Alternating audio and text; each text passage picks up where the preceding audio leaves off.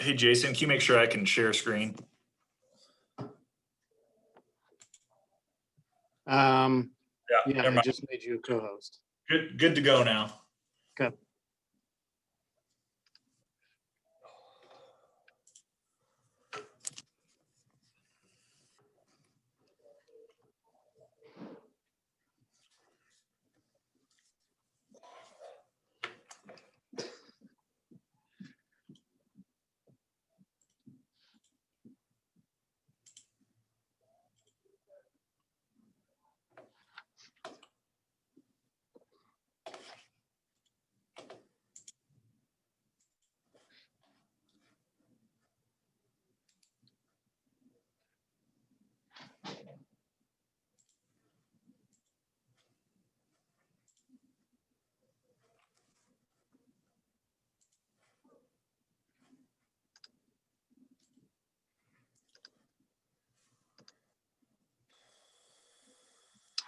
So Joel, Yeah.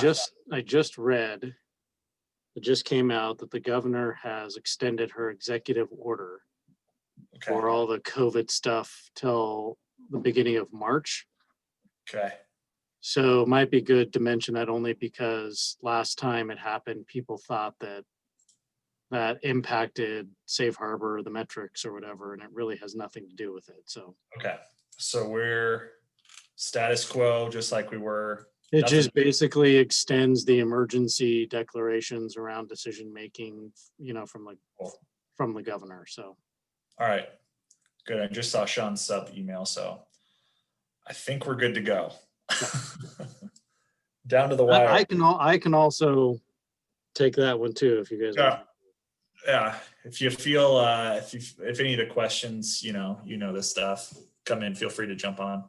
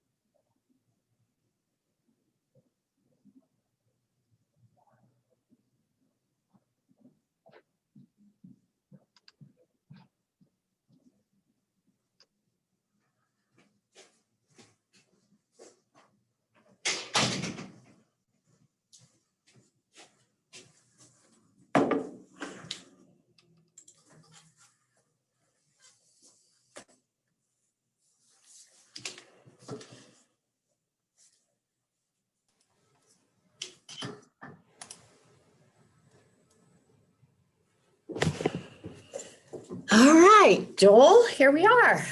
All right, down to the wire. Yeah, Lots going on. Always something. I know. Here we go. All right. So Sarah, I just told Joel the governor just extended her executive order and emergency powers around COVID to the beginning of March.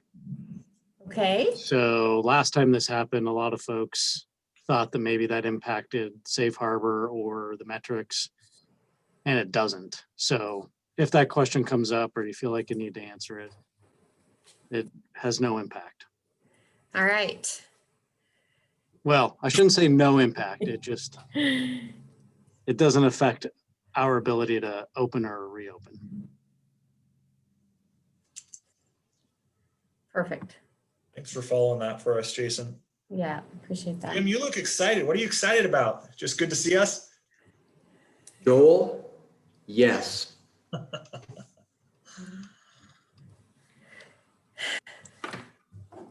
Jason, I turned off the waiting room.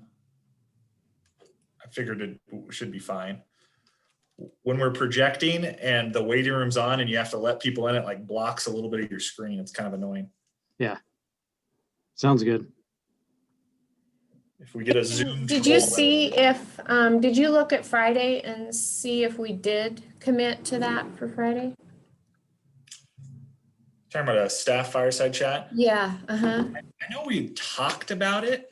Yeah, I just don't want to let people down if we did. But we could always just, we can do it from our desk wherever we are, right? Yeah. Let's Okay, I'm gonna go. Jim, I'm gonna turn your video off. good to see you, Jim. He got it. Okay, I'm gonna push us live to Facebook. All right.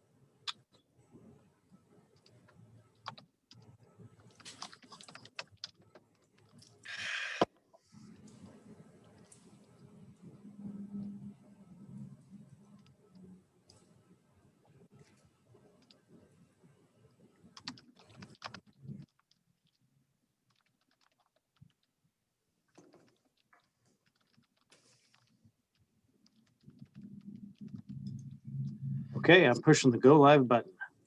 All right. Sean emailed. Oh, we'll talk about it. I think we're live. We're live on Facebook. Yes. Good afternoon. It is a Thursday fireside chat from Kirk County School District.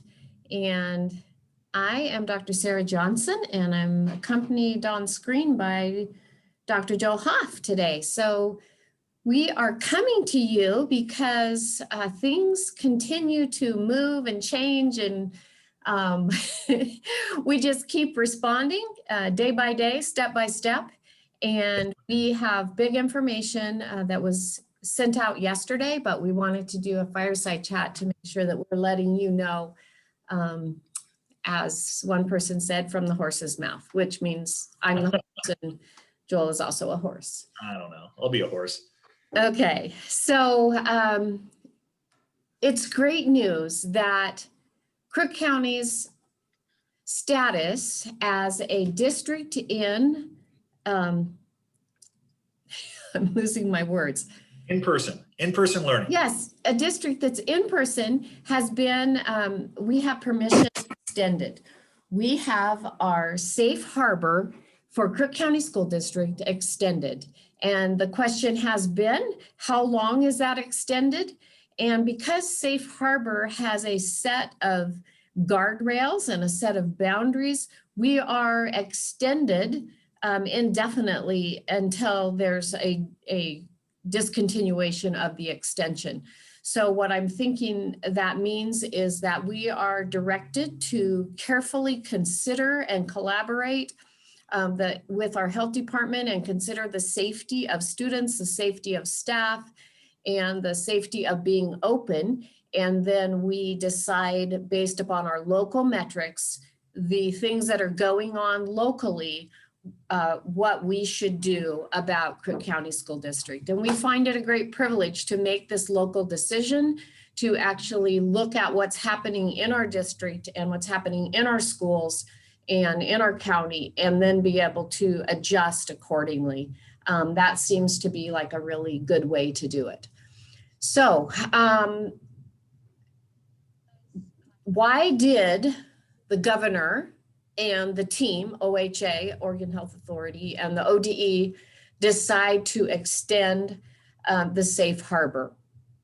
Some people have said we're really lucky and our timing is right, but the fact of the matter is that science has really proven out time and time again that schools themselves and children being at school, it is not a super spreader event. And so actually what the research is bearing out is that schools are one of the safest places in the community. It's COVID is just not spreading in schools. And I believe that part of that is because we abide by a set of safety protocols. And we're going to talk some more about that in this little fireside chat. And I don't think you will be disappointed, because Dr. Hoff has created another really good chart. This may be one of my favorites because it tracks the activity of COVID in Crook County and our school district over time. We're going to see that today. And then we're going to talk about those bumpers, those guardrails that are around schools that make sure that schools are adhering to safety and making sure that we are acting wisely throughout this time. So I am going to pass it to my much admired friend, Dr. Joel Hoff, and ask you to do some informing for our community today. That was a great introduction, Dr. Johnson. Thank you. I keep on You're having on the to, game today, Dr. Hoff. set my game up with my charts. You keep giving me challenges. So let's put up the most recent one. All right. This is something that folks have probably seen before. This just is every Monday afternoon, the OHA, Oregon Health Authority, and Oregon Department of Ed put out a new biweekly total. We see that our cases, unfortunately, our biweekly total continued to increase. So we're up to 118, and our test positivity rate went up to 9.7. So tracking this, I believe this is what we wanted to talk about today, Dr. Johnson. Yes, so, it is. Some of you might have seen this chart before, but there's a few bonus features that we put in. So this blue line up top, that shows you that biweekly case total. So we continue to increase. We're at 118 cases over the last 2 weeks in Crook County. And then let's talk about our bonus features. So you got a gray line here. And what that gray line shows you is students quarantined. So this is an interesting concept to talk about, because that does not mean that is the number of students that have COVID. The students that have actually tested positive for COVID is very, very small. I mean, you could probably count the total on one hand, I believe. So but anyone that's been exposed to someone that has had COVID, we, out of an abundance of caution, we have them quarantine. We say, hey, we're going to shift this class or shift this group of students out to distance learning. So those are the number of students over the last month and a half that have shifted for 14 days is the quarantine. A good note in the new update the ODE presented yesterday, the Oregon Department of Ed is going to align their quarantine time range to the center of the CDC's, the Center for Disease Control. So rather than 14 days, that quarantine, I think, is down to, 7 or 10. So that's something new from the Oregon Department of Ed. So that's the students quarantined, is this gray line. And then the number of staff that we've had to quarantine over the last 6 weeks, that's this orange line. So you can see the students and staff that we've had to shift out to comprehensive distance learning due to COVID quarantine. And then finally, this was the extra bonus box that you wanted me to put in just a little bit ago, Dr. Johnson. This is the number of staff that had tested positive in a certain time range. So 5 students. So those are the metrics there. I believe the next thing, and my screen's doing that strobe light thing again that it was doing. So ignore that. The next thing here is the conditions of safe harbor. And I believe, Dr. Johnson, you wanted to cover this one, or did you want me to take this one? Please go ahead. You're good. So as you referred, there were conditions, and I believe you called them guardrails, that said, you know, just because our safe harbor is extended doesn't mean we have free license to be reckless with opening schools and not consult with our health departments. So these are the 4 conditions that the Oregon Department of Ed and Oregon Health Authority put on safe harbor. So if these things happened, we would have to shift not the whole district, but the individual school into comprehensive distance learning. This is after winter break. So if a school experiences unrelated individual cases or in 2 or more separate cohorts without a known source, that would cause a shift. If the school experienced 2 clusters of 2 or more confirmed cases within 14 days, that would cause that school to shift to comprehensive distance learning. If we were unable to maintain staffing capacity, that would cause a shift to comprehensive distance learning. And that's something that we know, that's why we're in distance learning now. And then finally, if we're out of compliance with the guidelines of the Ready School Safe Learning Guidance, then we would also have to shift to comprehensive distance learning. And in addition to these 4, that constant collaboration and communication with our health department is at the heart of our opening and closing decisions. There you go. Back Thank to you, you, Dr. Hoff. All right. So one of the things that can cause a school district to have to close is that you do not have adequate staff to staff and deliver instruction to students. So as you know, schools are really built upon our amazing teachers all across this United States, and that's how it is here in Kirk County. It is our teachers who deliver the instruction to our students and our classified staff as well. And so you have to have those people in order to have your school open. So as we saw the surge in the community, we saw more teachers needing to go out on quarantine. And therefore, we had a struggle just for this week that we're in. And we have had people throughout our community step up and go through the Teacher Standards and Practices Commission licensing step and become licensed substitutes. And our ESD has partnered with us on that. And we will have a couple of trainings coming up in the next few weeks right here over Christmas break to make sure that we have enough people available when we come back to school on January the 4th. So the community push and the community volunteers around the substitute licensing have surfaced 18 people that have actually gone through that application process with Teacher Standards and Practices Commission.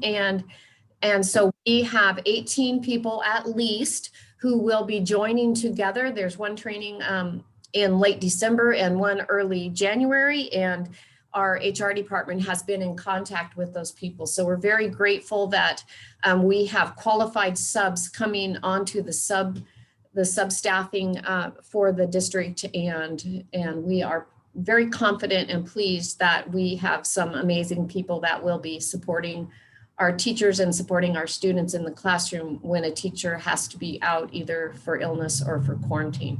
So that's good news for Kirk County. Let's see. Requirements will remain the same as we go forward in January. Our team will be wearing masks and keeping social distancing. We are actually really working on our cleaning, and we are actually looking to hire some more custodial help and putting on some more people in that area.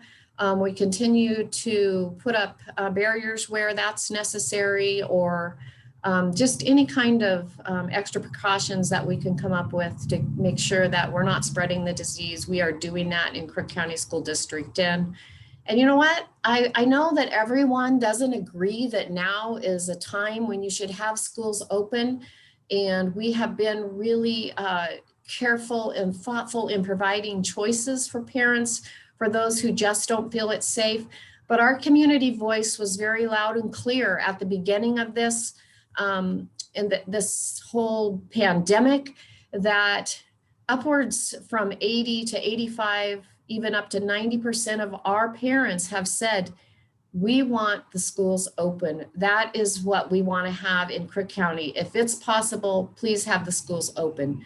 So because we want to serve our community, we have worked very hard to make sure that our schools are safe and that they're open. And our students are benefiting greatly from that in many areas around the district. And I feel really proud of our team that they have been able to pull this off. And I realize it's been a big cost to our staff and our team, but we do believe that this is what's best for kids. So that's what we're pushing.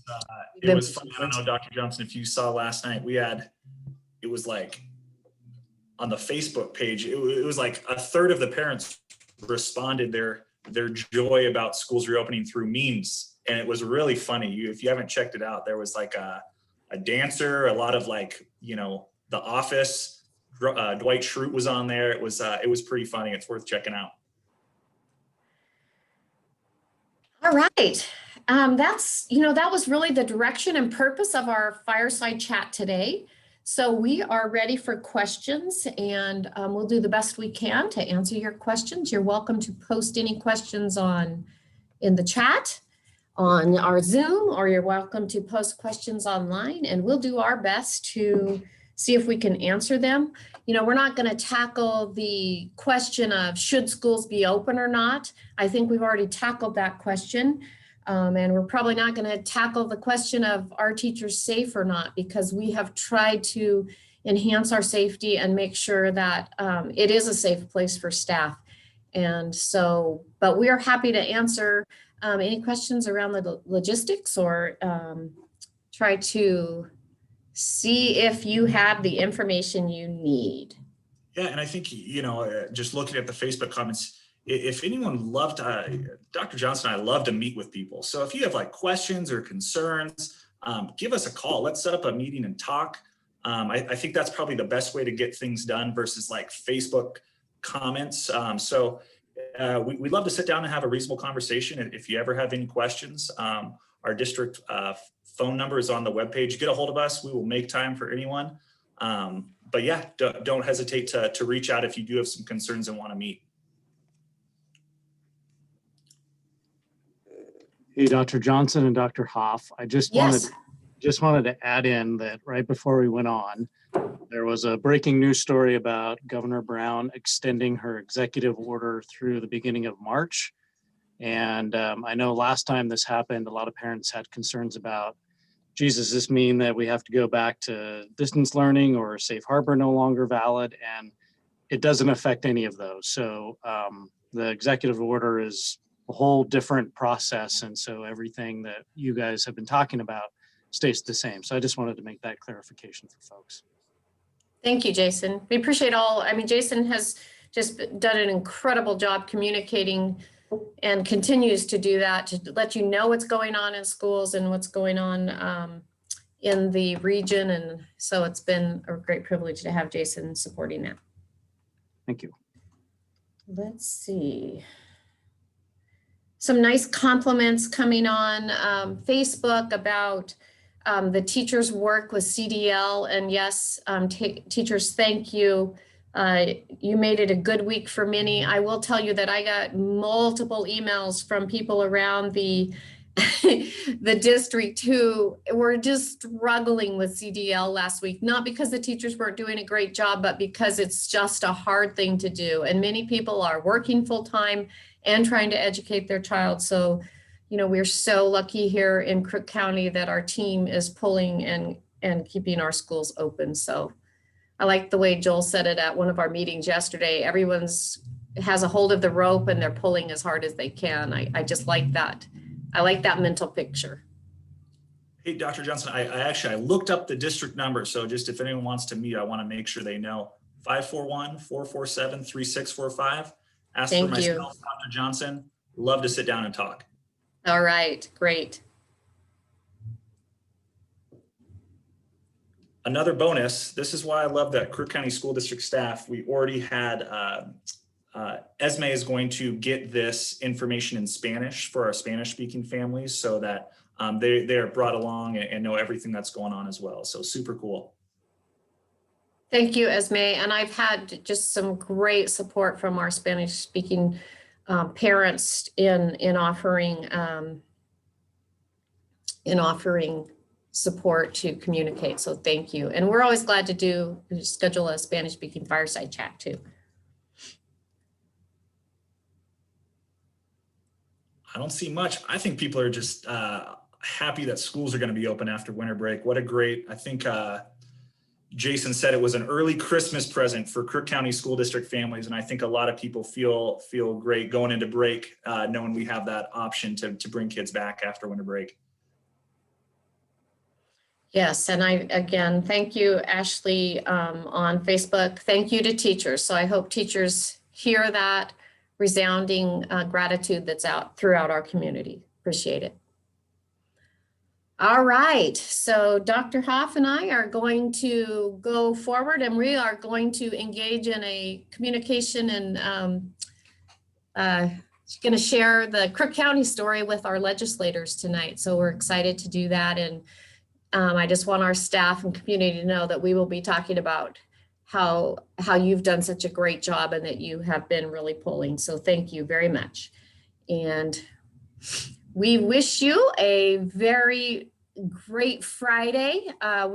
We're determining whether or not we need a staff fireside chat tomorrow because we want our staff to feel like they're looped in with all the information, but we also don't want to burden you with more time online. So we'll be assessing that. And then parents, again, you know, a community that Dr. Hoff and I do find great pleasure in communicating with you. So any way that we can reach out to you, let us know.